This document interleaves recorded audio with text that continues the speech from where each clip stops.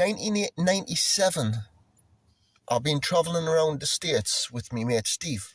We've been hitching, not riding the railroad because they wouldn't allow it, but hitching, Greyhound buses, cycling even. And it was just a fantastic road movie. And towards the end of this experience, which was getting on into the 7th, 8th month or something, or was it the 6th? I think it was the end of the 6th month, because I went off to Europe.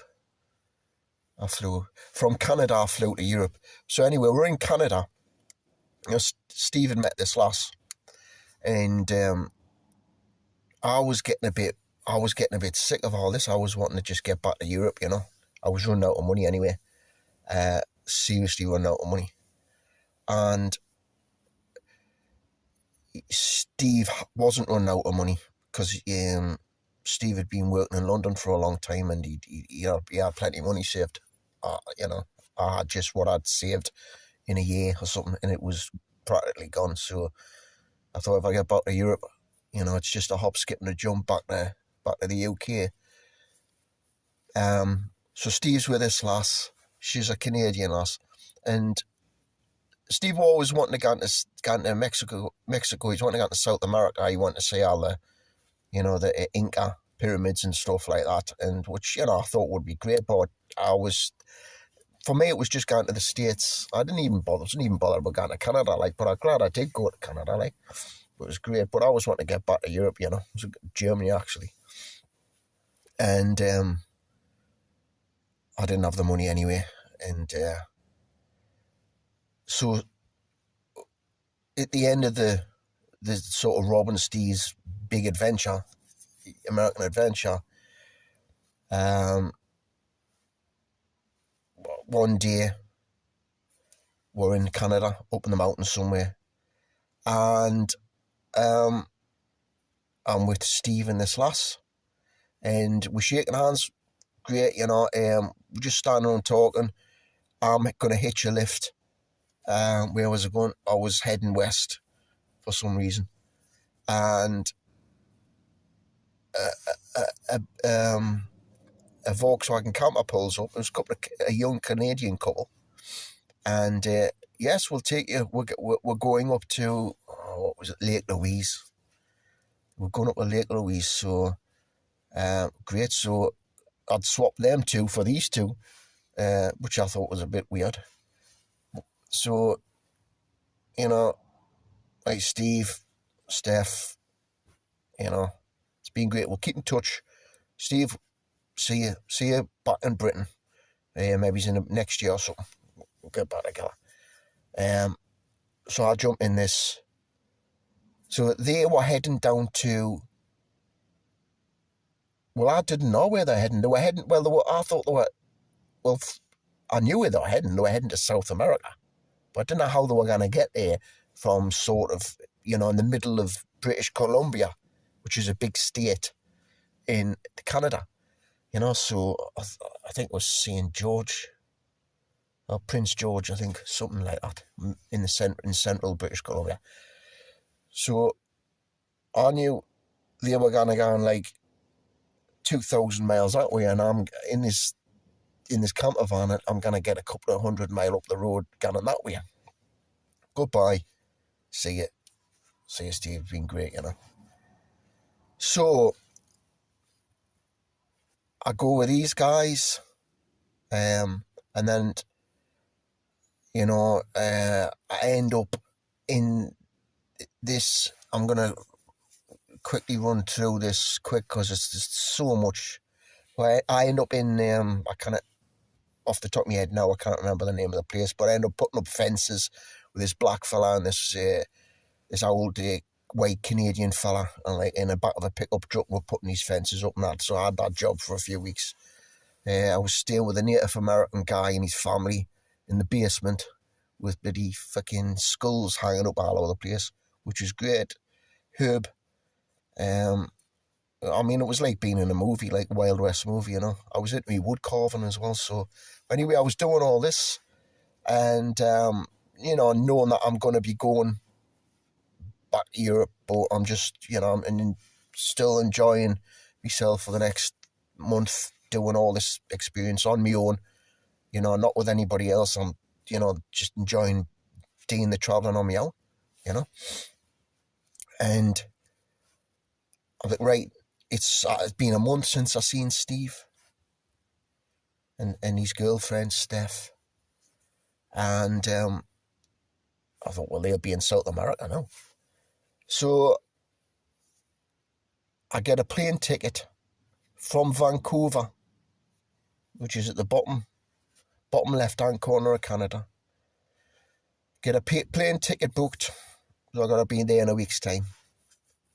So, a few days beforehand, thumbs out, I'm in the middle of nowhere, and this fella pulls up in another Volkswagen camper van. It turns out he's British, but he's been living out there for 20 years. He's a fella in his 40s or something. And literally drives us. He says, you're lucky here, like, he says, because I'm actually going to Vancouver, and you're talking about like a sort of 500-mile drive, and I got the luckiest hitch you'd ever get. But having said that, you've got to sort of go 500 miles to get to the nearest supermarket out there. So, but that was good. So I got to Vancouver. He dropped us off. Great, nice meeting you. Have a great life. And for some reason, I wanted to go to Vancouver Island. So I went to Vancouver Island for a few days. Obviously, I was hanging back because I knew I had a few days before the plane.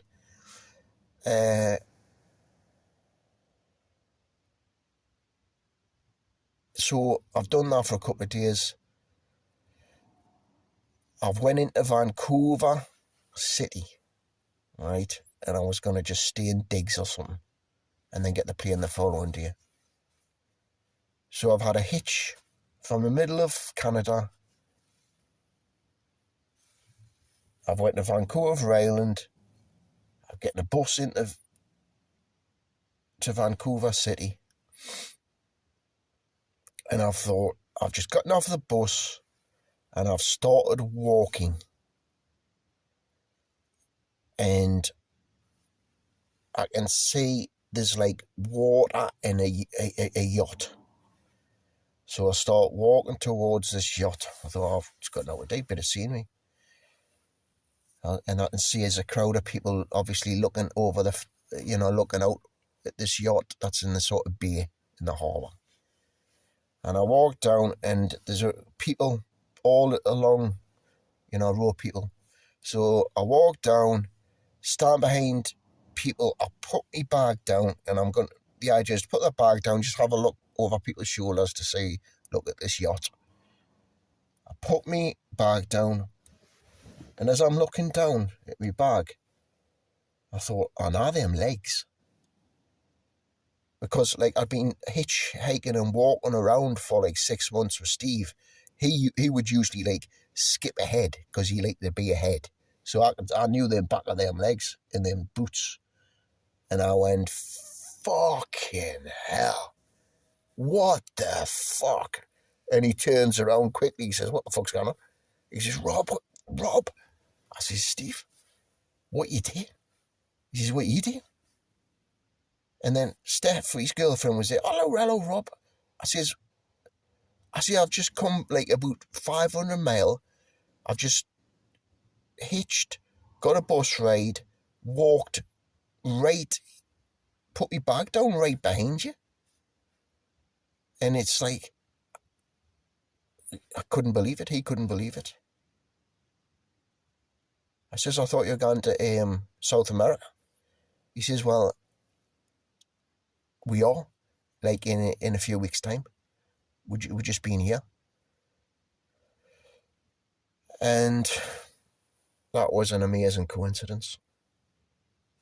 What are the chances? What are the chances of that?